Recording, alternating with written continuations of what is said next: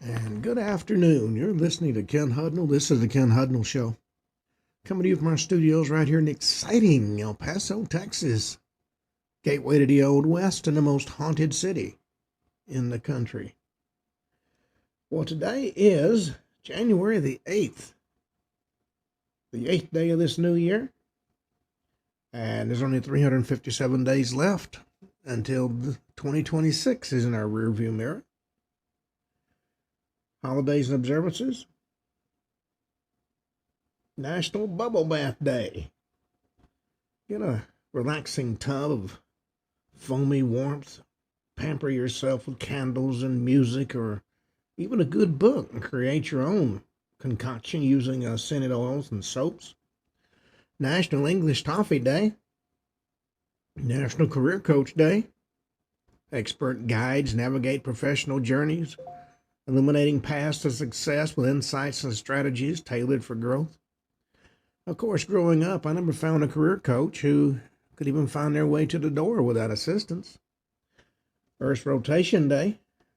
The planet has a daily rhythm, creates sunsets and sunrises, world in constant motion, ever changing in a perfect balance of day and night. National Winter Skin Relief Day. As temperatures drop, your skin may start to feel tight and itchy. Combat the effects of cold air by giving your skin some extra TLC. And as was said by Lyndon, I'm going to be King Johnson, today's War on Poverty Day. Providing job training and access to education and basic necessities, that can go a long way to create a brighter future for everybody. World Typing Day. Efficiently communicating ideas through the rhythmic dance of fingers on keys. That fosters a seamless exchange of information. Then we got National Argyle Day. That crisscross of diamonds in different colors. It's like a fashion secret code for adding a dash of subtle style to an outfit. National Man Watchers Day. Show and Tell at Work Day. National Snuggle a Chicken Day. Some may think that's foul, but that's an actual day. Healthy Weight, Healthy Look Day. National Joy Germ Day. Good mood can spread faster than gossip in a small town, turning a frown into a smile without anybody noticing. And then, of course, we have Artes Mundi. Famous people born in this date: Elvis the King Presley and R. Kelly. Well, from there, let's go see what stories we have in the news, because there's always something going on. Well, left-wing groups are at it again. They've mobilized protests immediately after the fatal ICE shooting in Minneapolis.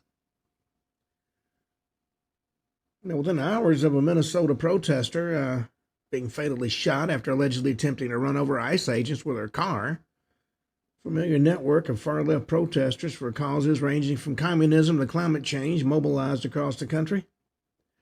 The deceased individual, identified as 37-year-old Renee Nicole Good by the Minneapolis City Council on Wednesday afternoon, was killed at the wheel of her SUV just after 11 o'clock in the morning. Federal authorities said she had tried to run over ICE agents who were part of a 2,000-strong team sent to the Twin Cities to round up and deport illegal immigrant criminals. According to DHS Secretary Kristi Noem during a press conference late Wednesday, this appears to be an attempt to kill or to cause bodily harm to agents, an act of domestic terrorism. The ICE officer, fearing for his life and other officers around him and the safety of the public, fired defensive shots, used his training to save his own life and that of his colleagues.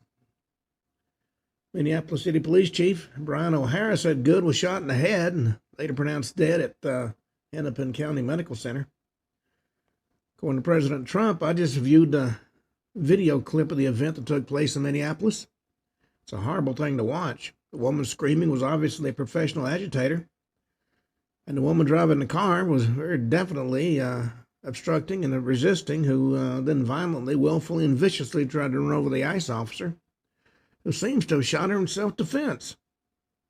Of course, almost immediately, various groups and causes as diverse as socialism and communism, climate change, Palestinian rights, and Democratic Party launched what seemed to be a coordinated protest online and in American streets using similar language. Well, as another individual once said, can't we all just get along? Well, senators have pushed impeachment for various people. Senator Cruz demanded the impeachment of Judge Boasberg, the judge who sentenced Kavanaugh's attempted assassin. Senator Ted Cruz, Republican of Texas, Wednesday called on Congress during a Senate hearing to impeach 2 federal judges, making his most elaborate case yet for imposing the extraordinary sanction on a pair of closely scrutinized jurists. Cruz acknowledged that impeaching federal judges is exceedingly rare. Only 15 have been impeached in history, typically for straightforward crimes like bribery, but the Texas Republican argued it was warranted for judges James Boasberg and Deborah Boardman. Or still, until now, with the deeper offenses, the framers feared most, judges who, without necessarily breaking the crime statute, violate the public trust, subvert the constitutional order, or wield their offices in ways that injure society itself, according to Cruz. That's right. Throughout history, Congress recognized that impeachable misconduct need not be criminal. Now, Cruz is a Senate Judiciary Committee member with an extensive legal background. Said the House needed to initiate impeachment proceedings over controversial gag orders Boasberg signed in 2023 and a sentence Broadman handed down last year in the case of Justice Brett Kavanaugh's attempted assassin. Well, the problem is evil doesn't die, and you can't get folks who have no problem breaking the rules to just literally go away. Well, President Trump has ordered the U.S. withdrawal from 66 wasteful global organizations in a sweeping America First crackdown. On Wednesday, he signed a presidential memorandum directing the U.S. to withdraw from 66 international organizations, ordering the executive departments and agencies to cease participation in the funding of entities the administration says no longer serve U.S. interest. That memorandum follows a State Department review ordered earlier this year under Executive Order 14199 that applies to 35 non-United Nations organizations and 31 United Nations entities, according to the White House. In the memorandum, President Trump said he reviewed Secretary Rubio's findings and determined it was contrary to the interest of the U.S. to remain a member of or participate in or otherwise provide support to the listed organizations. That order directs all executive departments and agencies to take immediate steps to effectuate the withdrawals as soon as possible. And for United Nations entities, withdrawal means ceasing participation in or funding to the extent permitted by law. Let's see if there's a complete list. Rubio said the administration concluded the institutions on the list were redundant in their scope, management, unnecessary, wasteful, poorly run, captured by the interest of actors advancing their own agendas, contrary to our own, or a threat to our nation's sovereignty, freedoms, and general prosperity. So he wanted us out of those organizations.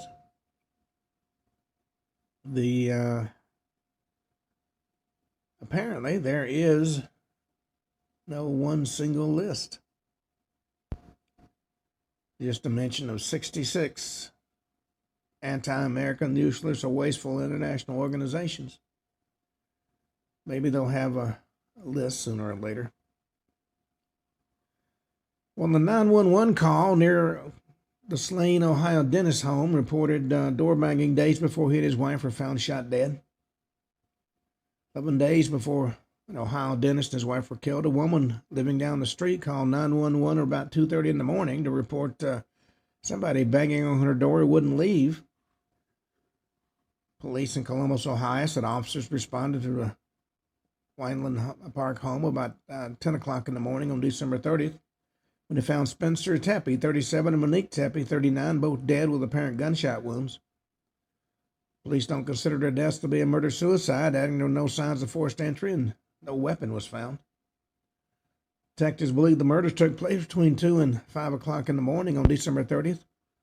Both of the couple's children are found safe inside the house.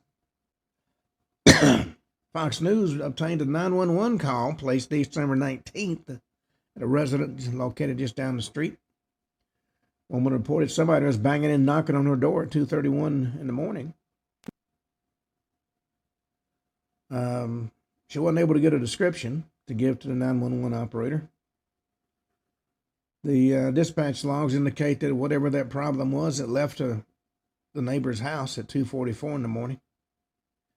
The incident took place a 3-minute walk up the street from where Spencer and Monique lived. Well, been a lot of mysterious deaths over the last few months. Well, irregular armed guards on board Russian shadow tankers have alarmed the Nordic and Baltic governments.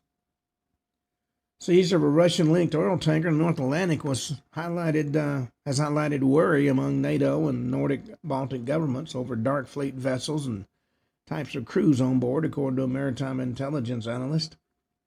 U.S. military and Coast Guard personnel boarded the Marinera, located between Iceland and the UK, Wednesday, as it operated under deceptive shipping practices, including flying a false flag and violating sanctions. According to Reuters, Russian authorities demanded the humane treatment and repatriation of the crew members.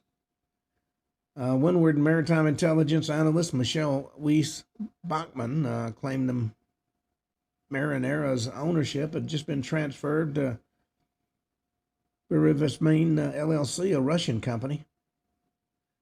We don't know the status of those sailors and seafarers who are Russian nationals, according to Bachmann. And lack of clarity is common with dark fleet tankers. Well, after the capture of Maduro, there's a lot of confusion, especially about the dark fleet. Well, President Trump seeks more than $6 million from Fani Willis's office in the wake of election interference case. He's asking the office of Fulton County District Attorney Fani Willis to reimburse him more than $6.2 million in attorney's fees and costs in the wake of the recently dismissed 2020 election interference case she brought against him. That development came after Willis was permanently sidelined from prosecuting the case against Trump last September. She lost an appeal after the Georgia Court of Appeals said Willis and her office could not continue to prosecute the case, citing an appearance of impropriety stemming from her romantic relationship with Special Prosecutor Nathan Wade, and then the case got dismissed in November. Well, having had the experience with what passes for justice in Georgia, I can understand President Trump's attitude. Well, there's a new food pyramid. Health experts react as Andrew Huberman backs Trump administration's new food pyramid. Department of Health and Human Services announced new guidelines Wednesday with an updated inverted pyramid. The top of the pyramid, which is now the wider part of the structure, is built on meats and fats and nuts and fruits and vegetables, while whole grains are at the narrow bottom. This follows Health and Human Services Secretary Robert Kennedy Jr.'s mission to make America healthy again, aimed at addressing chronic disease, childhood illness, and ultra-processed foods. We'll see how this new pyramid works out.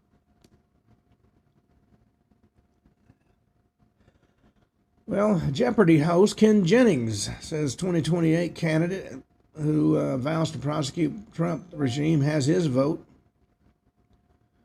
He appeared to take a swipe at President Trump and his administration, saying he'd support a candidate who vows to prosecute the current regime.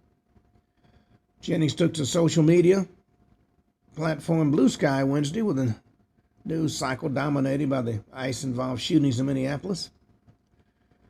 According to what he wrote, to prosecute the former regime at every level candidate has my vote in 2028. Looks to me like Mr. Jennings needs to go back to the audience and quit being a somebody that the public listens to. Well, Experts are saying Christians have been targeted in a systematic kidnapping campaign in Nigeria by jihadi herdsmen. The spate of kidnappings of Christians in north-central Nigeria by mostly Muslim Fulani militants is a deliberate tactic to target, bankrupt, destroy Christian communities, according to multiple sources that spoke to Fox News. According to Stephen Karfus, lead researcher for the Observatory for Religious Freedom in Africa, said kidnapping for ransom is a strategic aim of the Fulani militants. They do it to fund their terrorism or to bankrupt the Christian community. Nigeria's middle belt states the mass abductions are targeted. You have cases where 100 Christians will be marched into the forest and kept there for months, and they're forced to cough out ransoms they don't have, so they have to sell everything, including their farmland, to get the money.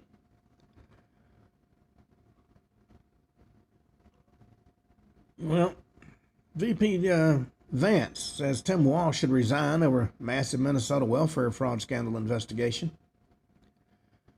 The fraud scandal reflects a larger scheme, and Vance says Trump administration believes it's a nationwide fraud ring perpetuated by illegal aliens and others taking advantage of the American welfare system. He vowed on Jesse Waters' primetime that anybody who gets involved is going to get prosecuted. Vice President's comments came as the Trump administration's pausing over $10 billion to 5 Democratic-run states, including California, over concerns the money is fraudulently given to non-citizens. Vance addressed whether he thinks Minnesota Governor Walsh, who announced Monday he'd not seek another term as governor, should resign over his state's fraud scandal, which is estimated to be at least $9 billion. That's a lot of money going to who knows who. Well, Kristi Noem alleges the woman killed in the ICE shooting was stalking and impeding agents all day. Department of Homeland Security Secretary Kristi Noem alleged at a press conference on Wednesday the woman who was shot and killed by an Immigration and Customs Enforcement officer was stalking and impeding the agents the entire day. She told reporters ICE agents repeatedly instructed the victim, Renee Nicole Good, 37, to get out of her car and stop obstructing law enforcement, but she did not comply.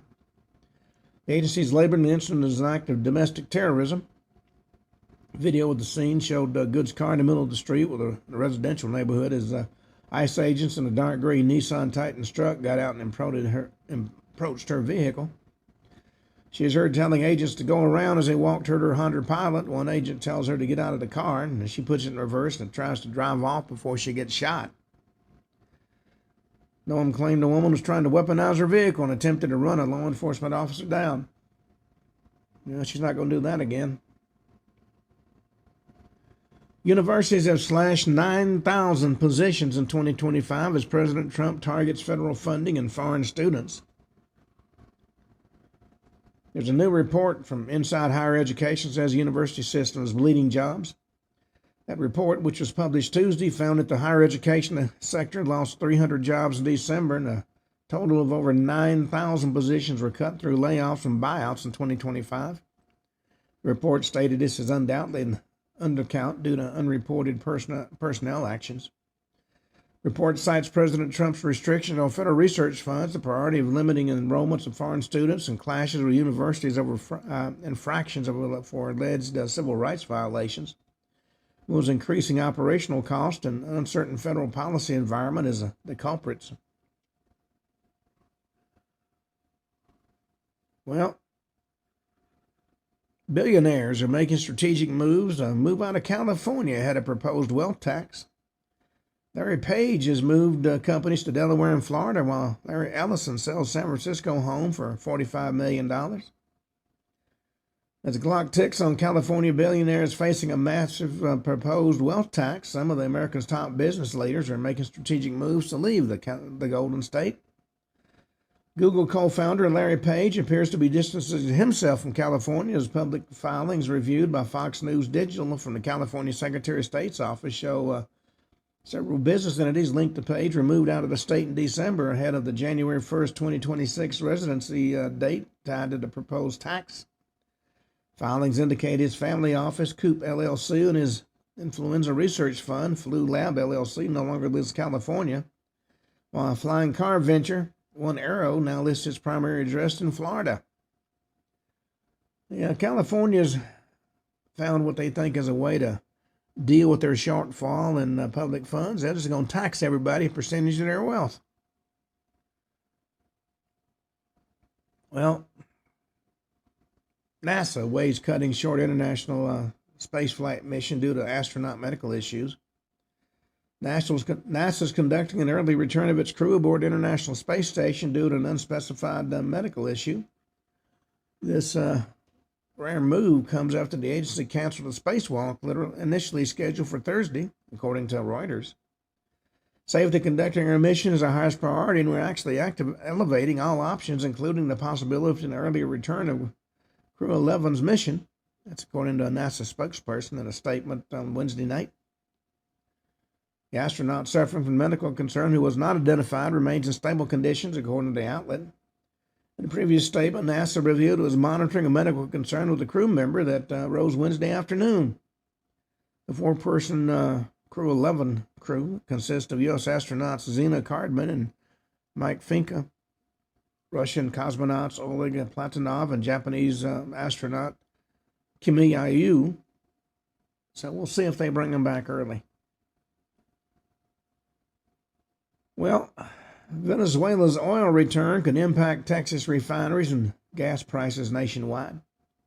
Nobody handles oil quite like Texas, and a fresh supply of Venezuelan crude could be just headed to the Lone Star State's coast. The first barrel of thick Tarlac crude could arrive as soon as next week at ports across Texas, Louisiana, and Mississippi, where dense clusters of refineries are built and bred to process heavy oil. Development follows President Trump's Tuesday evening announcement that Caracas will transfer up to 50 million barrels of oil to the U.S., worth about $2.8 billion at current market prices.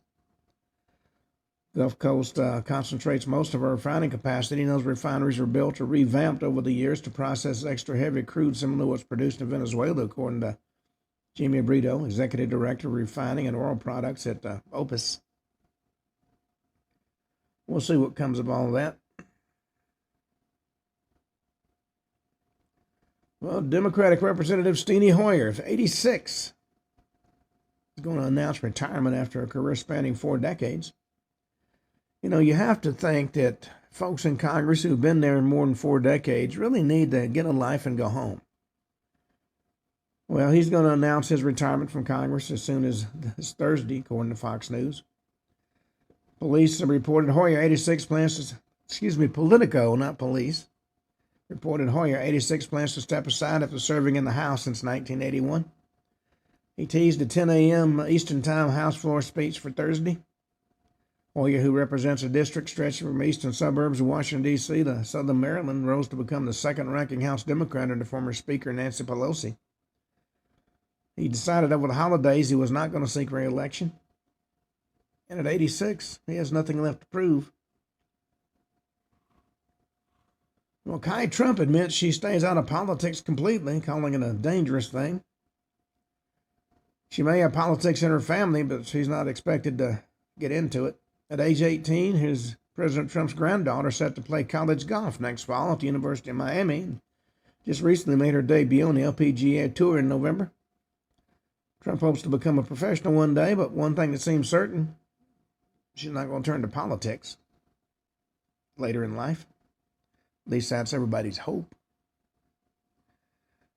And finally, a shooting outside of Salt Lake City LDS Church leaves at least 2 dead and 6 injured, according to police. 2 people are dead and at least 6 others are injured after a shooting in Salt Lake City Wednesday, outside a Church of Jesus Christ of Latter-day Saints meeting house where people had gathered for a funeral. Church of Jesus Christ of Latter-day Saints said in a statement they're aware of a serious incident that took place outside a church at 660 North Redwood Road in Salt Lake City on Wednesday. That's where a memorial service is being held in the chapel. Of the 6 injured, 3 were listed in critical condition, according to Salt Lake Police Department. Authorities said some of the victims were transported by private vehicle to a local hospital before officers arrived on the scene. The church is cooperating with law enforcement and is grateful for the efforts of first responders. But until more information is available, all questions about this incident are being directed to the Salt Lake City Police Department. There was no list of the names of folks involved or the cause of the shooting. Well, on that note, we're going to do today's show about one of the oldest and most mysterious organizations in the modern world. I'm talking about the Catholic Church. It's been around for over 2,000 years. And most institutions don't have anywhere near that sort of staying power. And the Catholic Church, of course, is the only civil structure established during the Roman Empire that still exists. This system of cardinals, overseen by a pope, in fact, is very much modeled on the Roman Senate, which was overseen by the Roman emperor. Ever since the fall of Rome, the pope stood in as a kind of substitute for the deposed Roman Empire. And despite a steady influx of interlopers on the Roman scene, the pope and his cardinals remain, where all the other aspects of the once great Roman Empire have fallen by the wayside. And considering the long and rich history of the Roman Catholic Church, it's really no wonder that a few conspiracy theories have developed about this organization. Adding to the sheer length of its history is the fact that several aspects of the internal workings of the Vatican are shrouded in mystery. For example, the Vatican secret archives hold an unknown treasure trove of ancient, mysterious documents. Nobody really knows for sure what secrets the archives might yet hold. And the very fact the Vaticans might know something the rest of us don't makes us naturally wonder what that something is. You have to wonder what kind of millennia-old bits of information might be hidden behind the walls of Vatican City. Could the Catholic Church hold answers to some of humanity's greatest questions? Are there earth-shattering revelations in the wings that are just waiting to be revealed? Really makes you wonder, and right now we can only guess, but if even half of what we're about to talk about is true, there's some pretty incredible things in store for all of us. You know, there was a day of great fanfare and celebration in the year 800. It was on Christmas Day, no less, that Pope Leo III gave the former king of the Franks, Charlemagne the Great, a significant gift. He gave him the crown of a Roman emperor. Now, this was an incredible feat, since the traditional western half would have been the Roman Empire, including the Pope's own stomping ground of Rome, had fallen over 400 years before. And since the fall of the official Roman Empire, the Pope had managed to keep the institution of the Catholic Church alive, despite wave after wave of occupation by various ruthless warlords. Many of these warlords had, in fact, since converted to Christianity.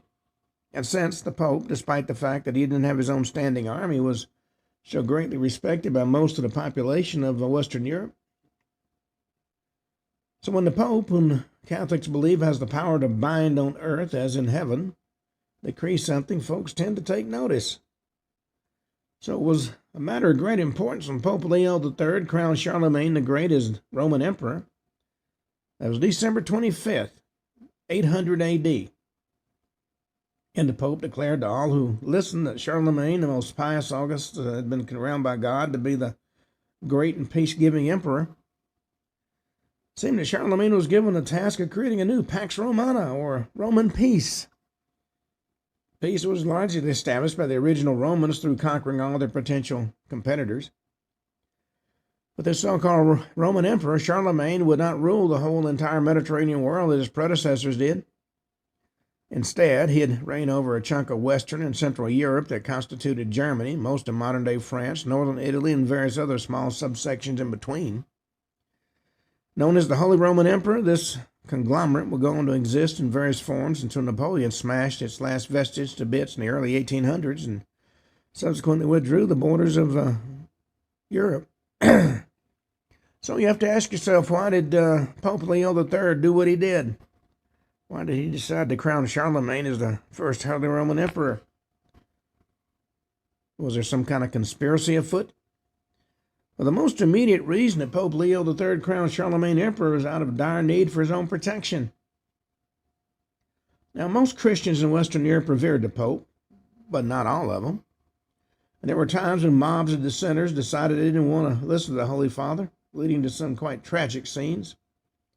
In fact, Pope Leo III himself had been nearly killed in a spate of this mob violence shortly before he decided to crown Charlemagne as emperor. And ever since Leo became pope, there were those who were not happy with him being the pontiff in chief. There was actually a faction in Rome that wanted for a relative of a previous pope, Pope Adrian I, to be made pontiff instead.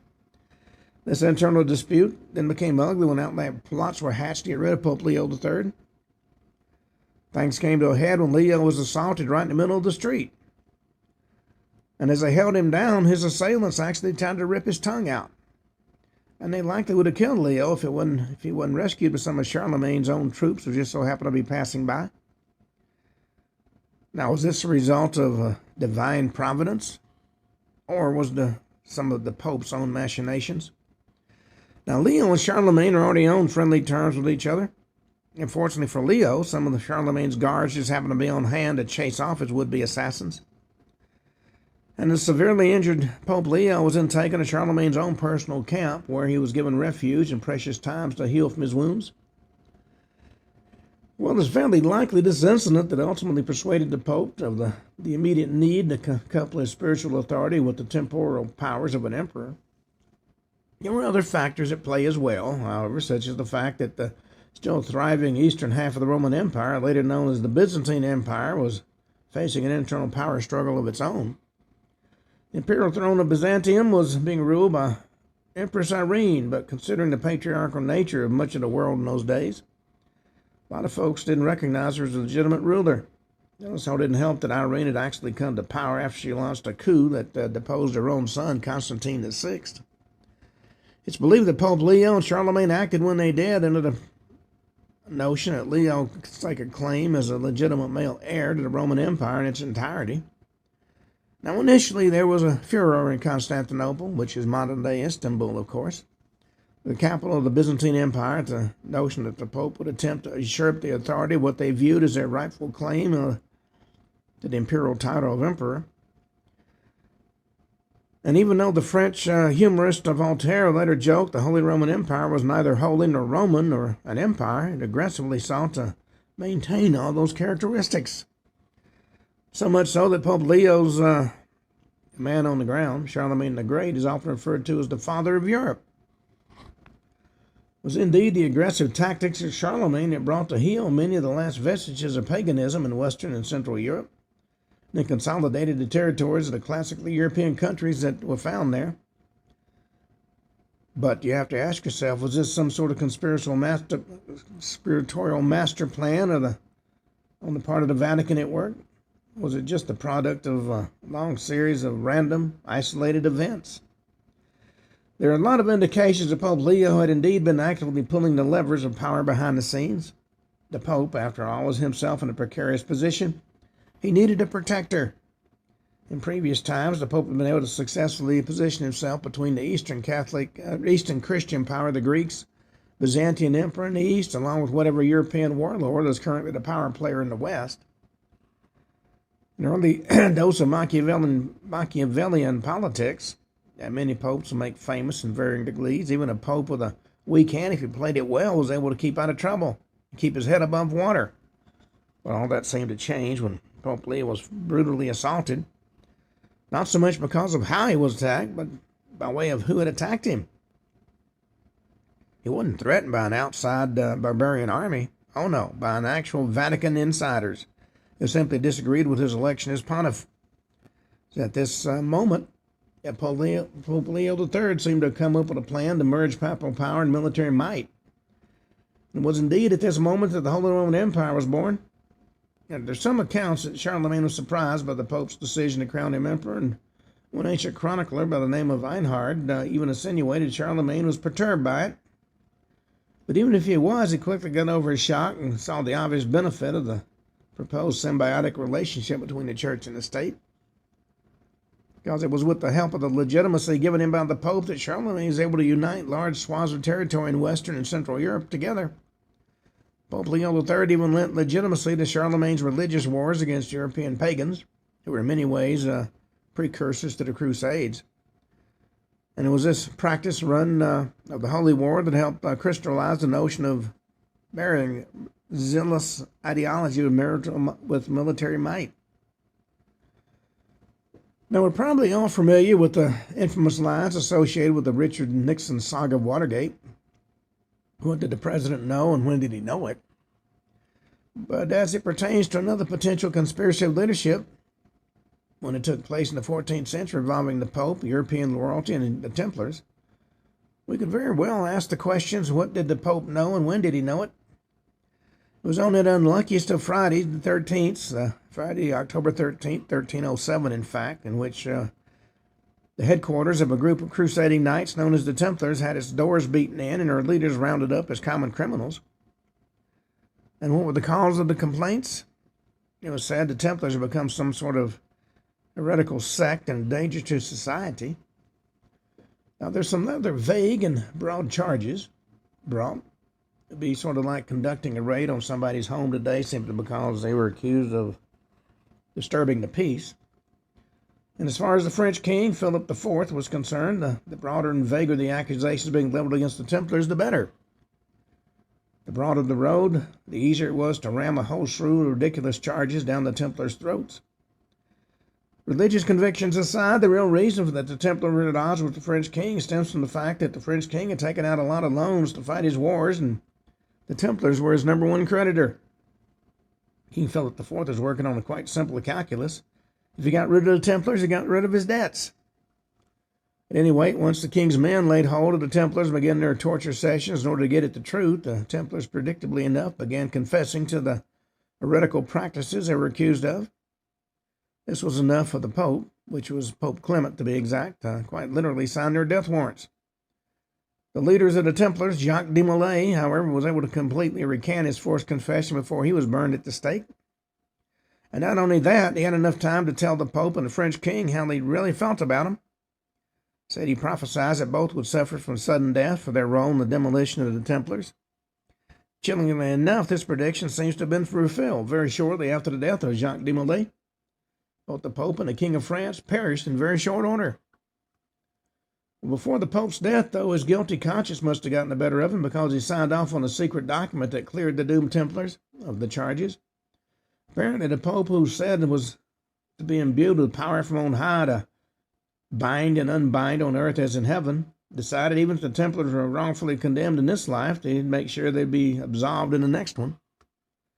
Proof of this last-minute change of heart was demonstrated when a document known as the Chinon parchment turned up in 2001 at the Vatican archives, which had the Pope admitting the Templars were indeed innocent of the charges that had been leveled against them. The question was, did the Pope know this at the time when they were being condemned, or did he figure this out after the fact? At the time of their destruction, the Templars had most certainly seen better days.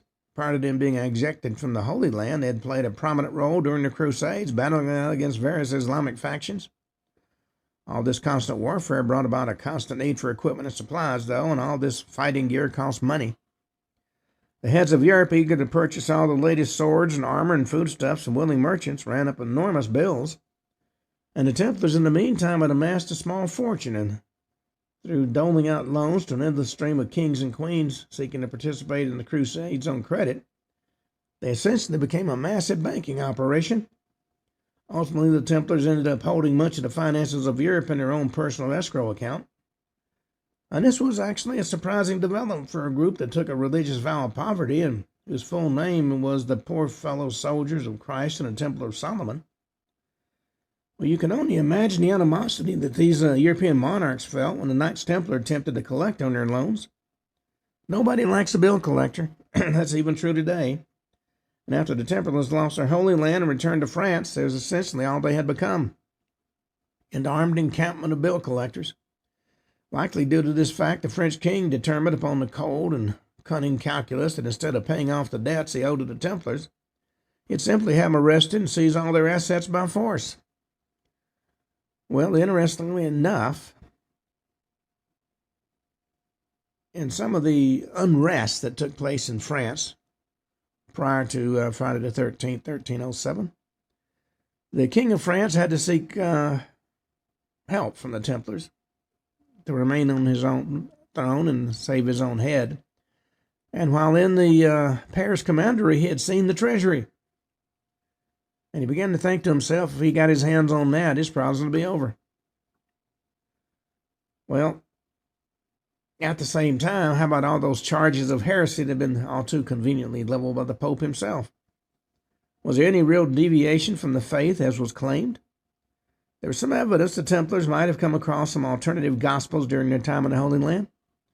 Couldn't be they stumbled upon old copies of the so-called Gnostic gospels. Now, Gnostic is a Greek word that means knowledge, and the Gnostic Christians were a group that came to prominence around the time of their 2nd century, just prior to the complete dominance of the Roman Catholic Church. Before the Pope had supremacy, and there was one standard of teaching. Many Christian sects and a lot of Christian texts were floating around, claiming to be divinely inspired. And some of these purported pieces of Scripture, which didn't ultimately end up in the official version of the Bible, were the writings of the Gnostics. The Gnostics did indeed have a radically different interpretation of Christianity. This was largely due to the fact that the Gnostics were heavily influenced by both Greek philosophy and Eastern mysticism. And the strain of thought the Gnostics developed was so different, in fact, that they ultimately denied the core tenets of Christianity itself.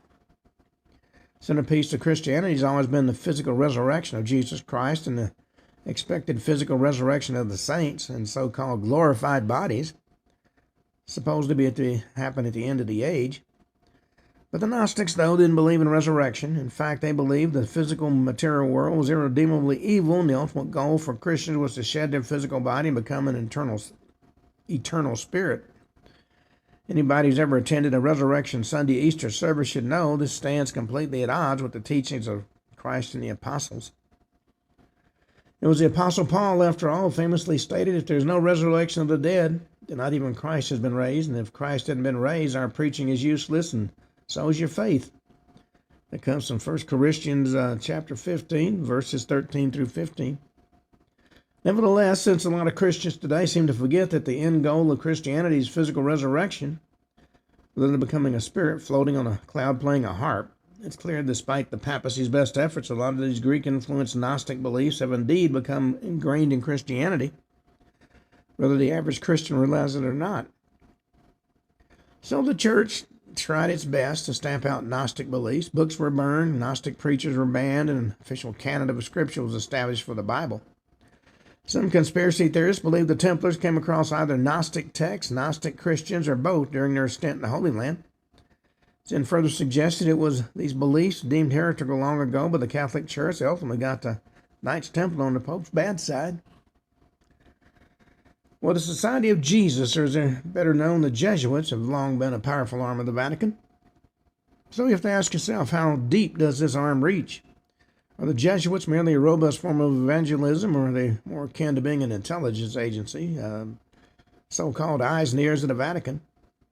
Jesuit missions do dot the globe, but do they serve a dual purpose? Do they gather masses of information, or do they, even as they seek to enlighten the masses?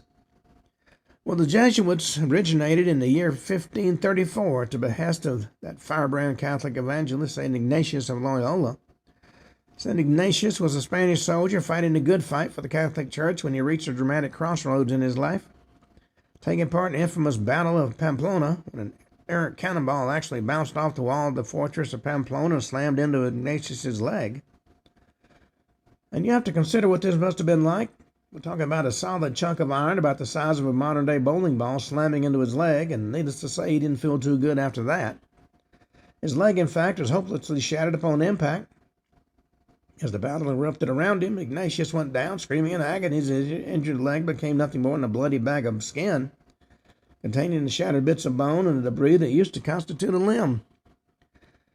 It's really a wonder that Ignatius didn't die right there on the spot, either from his injury or from being finished off by pot shots from the enemy, but somehow or other he did manage to survive.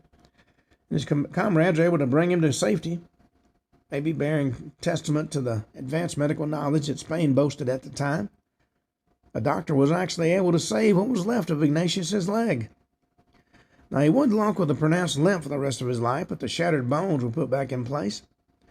Take him some time to heal, though, and after his leg was set, he was told that he should stay off his feet. As while he lay in bed, recuperating, began to have his first purported visions of the divine. And the first of these visions is said to have been that of the great Catholic icon, Mother Mary. Holy Mother supposedly appeared right at the bedside of the recovering Ignatius. He saw her just as he might have imagined her to appear from the many frescoes and paintings that line countless Catholic churches and monasteries. But she wasn't alone. Ignatius claimed that the Christ child was with her. Mother Mary was cradling him in her arms. You might wonder how Christ could become a fully grown man, crucified and resurrected from the dead over 1,000 years before Ignatius had his vision, and it appeared to him as no older than a baby. Well, all you have to do is imagine God being outside of space and time. If we consider time itself an artificial construct that constrains us, then if one is outside that artificial construct, as God would be, all kinds of things might be possible. And maybe the divine can manifest as a child, a young man, an elderly gentleman all at once. And furthermore, as much as non-Catholics might recoil when the Catholic faithful refer to Mary and the Holy Mother of God, you might consider the divine to be free of the constraints of time. All kinds of strange things will then be possible. God created Mary, Mary gave birth to God, and God created Mary. Quite an interesting conundrum. Bizarre, but possible if the concept of time doesn't exist. Like an infant Lupa de Pecimoda's greatest hits playing on your stereo. Without the notion of time, all kinds of things could be occurring all at once. The Alpha, the Omega, the beginning and the end, your order at Starbucks, the whole encyclical enchilada. Well, back to Ignatius. After his revelatory experience, St. Ignatius wished to depart from his old ways of living. It wasn't that he was necessarily a bad person, he just wasn't dedicating his life to God as he felt he should. And his previous life consisted of drinking and carousing and seeking to elevate his social status. He now knew that there was more to his life than mere selfish ambition. He was now actively seeking more. After he was healed sufficiently enough to walk, one of the first things he did was to head for the Vatican so he could talk with the Pope. While he was in the midst of his journey to the Vatican, that he got another compelling vision. The roadside appearance of an adult Jesus, another older figure, which Ignatius took to be the Ancient of Days, God the Father himself. According to Ignatius, Father God addressed him and said, "I'll be favorable to you in Rome." Before turning to Jesus and remarking, "I want you, my son, to take this man as your servant." Jesus then spoke to Ignatius and said, "I want you to serve us." Ignatius would then spend the rest of his days doing just that. In order to better serve Christ and expand the ministry, Ignatius believed that the Catholic Church needed to take on a more militant role for the faith, not just through martial might, but also through educational outreach. That's just how the notion of establishing Jesuit missions all across the globe was conceived. And upon the order's founding, the Society of Jesus made it their number one focus to establish educational missions in just about every far-flung corner of the earth. This ambition, of course, perfectly coincided with the conquest of the New World, so the Jesuits were right there on the scene during one of the Catholic Church's greatest conversion projects of all time, the conversion of the New World inhabitants of what would ultimately become known as Latin America. And even though these indigenous people didn't initially speak the Latin-based language of Spanish, as did the conquistadors, due to unrelenting efforts of missionary zeal, Latin America would soon be full of a huge population of Spanish-speaking Catholics. And the Jesuits can indeed take a lion's share of credit for that feat. It said at the time of Ignatius' own death in 1556, his first master general of the order had his soldiers stationed not just in the Americas, but also in China, Japan, and India. And even though when the order began, they were only allowed to have 60 members, by the time of Ignatius' demise, they had clearly expanded in both scope and in sheer numbers. Today, of course, the order is even more numerous, and there are those who'd argue that those massive numbers of deployed Jesuits are nothing short of a secret army. It was indeed the argument that author and conspiracy theorist Edmund Paris made in his controversial book, The Secret History of the Jesuits. If you were to read that book in full, it's hard not to take it as an endless series of polemics against the Catholic Church in general, and the Jesuits in particular.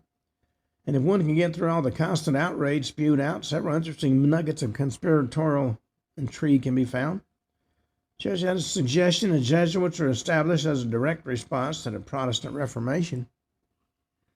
Protestant Reformation, of course, was a movement which initially aimed at reforming the Catholic doctrine.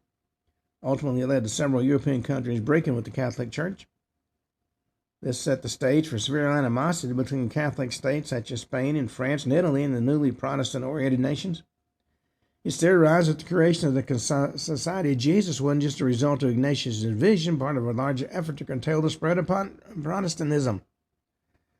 In that sense, the Jesuits can be viewed as a network of intelligence agencies spread all over the world, keeping their many eyes on Protestants far and wide. Even though the hostility between Protestants and Catholics is largely abated, it's argued that Jesuits do indeed maintain the secret eyes and ears of the Mother Church. So you have to ask yourself, could this be possible? Could the Jesuits basically amount to the Vatican's own secret service? Though the point of contention among many conspiracy theorists as it pertains to the Jesuits is the fact the group has its own leader, the so-called Master General. There's a conspiracy theory in regards to this, which states that the Master General is himself a kind of alternative pope.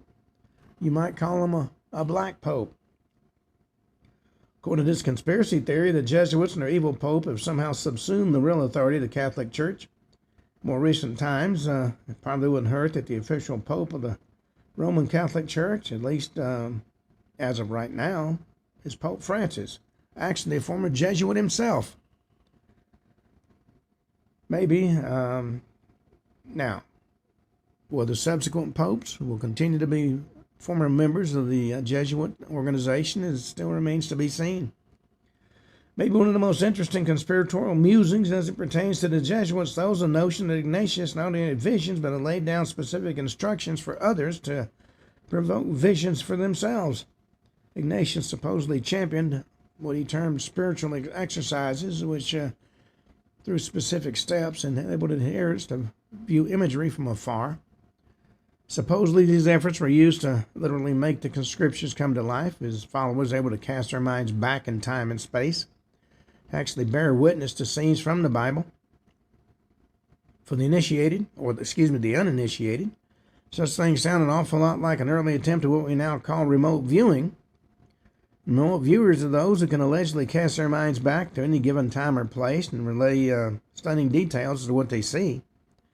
Whether you believe the information purportedly obtained through this practice, the actual efforts are no joke. It's now a well-known fact that none other than the American CIA regularly employed remote viewers in a clandestine program called Project Stargate. I knew some folks who were involved in the organization. These remote viewers were routinely tasked with spying on the former Soviet Union. Supposedly, when orbiting satellites, hidden cameras, and more conventional means of spying couldn't see beyond the Iron Curtain of the Soviets, a remote viewer was tasked with doing so with nothing more than the power of their mind. In order to see things outside of the normal perception, a remote viewer had to enter into an altered state of being.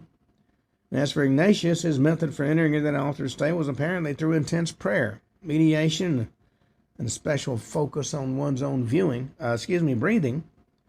Such things allegedly enabled Ignatius and his colleagues to enter into a trance-like state in which they could focus on a specific verse or instance from Scripture, then find themselves suddenly in the presence of the very subject matter they were so intently focused on. So just imagine St. Ignatius and company concentrating what must have been like in the Garden of Gethsemane and suddenly finding themselves standing there. The Bible does indeed enjoin us to meditate on the Word, but Ignatius allegedly took things to a whole new level. But if Ignatius and company really could cast their minds back to biblical days, what else did they see? If just like the remote viewers from the CIA's Project Stargate, they could view just about any time, place, and event, there would have been no end to the information they could have supplied to the church. And maybe it's for this reason the Vatican Secret Archives is stuffed to the brim with information. If the Jesuits are indeed the eyes and ears of the church, if even half of what is said is true, their visions are most certainly well above 2020. As it pertains to this topic, the conspiratorial wheels continue to turn and likely will continue to turn for quite some time. Well, now, the Pope is meant to keep his head above international affairs and arbiter of a general peaceful world order. But of course, even the least conspiratorial among us know this isn't always the case. And there have been times throughout history in which it was simply in the Vatican's best interest to pick a side, or at the very least maneuver their international footing so as to best achieve the Church's own interest. During the height of Pope John Paul II's career in the 1980s, for example, it was most certainly in the Church's best interest to partner with Ronald Reagan and Margaret Thatcher in an effort to push back against the atheistic communism that was threatening the beliefs of the Christians behind the Iron Curtain. You might call this meddling, but this sort of political wrangling does indeed happen. So in consideration of the Catholic Church in general, and the Pope in particular, as international players, you can only wonder in what other ways the Vatican has attempted to place its thumb on the scale. And there's one conspiracy theory that insinuates that the Pope attempted to influence the most contentious conflict ever erupted in the United States. I'm talking about the War of Northern Aggression, also called the Civil War. And it gets even worse than that. There's one theory in particular that suggests that the Vatican might have looked into getting rid of Abraham Lincoln. Now, on the official level, of course, there was never any indication of any proactive stance of the church for or against the war, let alone that deep within the halls of the Vatican. Folks were speaking of taking a hit out on Lincoln. But despite the belated claims of neutrality during the war, there seemed to be at least some form of tacit acceptance of the Confederacy. The Confederate leader, Jefferson Davis, actually sent a diplomat by the name of Ambrose Dudley Mann over to Rome to meet with officials at the Vatican. This representative was actually received well enough that Jefferson was addressed as president. Now, Jefferson Davis, of course, was not the official president of the United States. Abraham Lincoln was. So was this a mistake on the Vatican's part, a slip of the tongue, perhaps? Or did they somehow not know who they were dealing with? Did they get mixed up and think they were speaking to Representative Lincoln? Or was there something more sinister at work? Lending credence to the latter idea was the fact that then Pope Pius IX seemed to recognize there were two United States, one in the north and one in the south. Furthermore, he seemed to suggest that maybe he could serve as a negotiator between those two nations. The Pope usually does serve in the role of a peacemaker during conflicts, but we're talking about the Civil War here. Half the country seceded from the Union. There shouldn't have been any room for negotiation, and the Pope should have known better than suggest otherwise. But here he was addressing both sides as if both were legitimate. This ring of legitimacy was indeed exactly what the Confederacy craved. After the war was over, in fact, infamous Confederate General Robert E. Lee would go on record to state that the Pope himself was the only sovereign in Europe who recognized our poor Confederacy. The Confederate diplomat Ambrose Dudley Mann, who was the one to have direct dealings with the Vatican during the Civil War, seemed to think as much as well. He was a happy and joyful man who returned from the Vatican to deliver the good news that the head of the Roman Catholic Church had given a nod to the Confederacy and displayed a positive recognition of our government. The Pope really should have known better. Even if he didn't mean to appear as if he was officially recognized in the Southern rebels, he should have at least taken to heart the biblical injunction to avoid even the appearance of evil. But the Pope, either intentionally or unintentionally, did indeed make it look as if he had recognized the Confederacy as a legitimate party during the conflict of the American Civil War. And even if we play devil's advocate and give the Pope the benefit of the doubt, we'll have to entertain the notion he simply was in over his head and misspoke. Maybe the pontiff was not as enlightened about world affairs as you might think, but then again, there's evidence indicating the Vatican was following developments in America quite closely at that time. There were a lot of Catholics in the American South, after all, and they weren't always treated the best by their fellow Americans. Could the Pope have been tapping into this popular resentment? Could he also have been hedging his bets, hoping it would pay off should the Confederacy win? Well, on that note, we come to the end of today's show. We'll be back tomorrow and talk more some of the conspiracies of the Vatican. Until then, this is Ken Hudnall for the Ken Hudnall Show, saying have a truly great evening.